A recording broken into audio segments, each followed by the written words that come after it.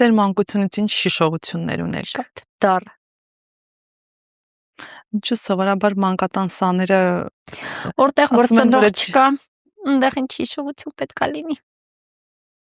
բայց մանկատան դայակ դաստիարակները ձեր Ես իրաց հանդեպ դեմ ջերմ խնդիր վերաբերմունք են իհարկե թե ցուցաբերել։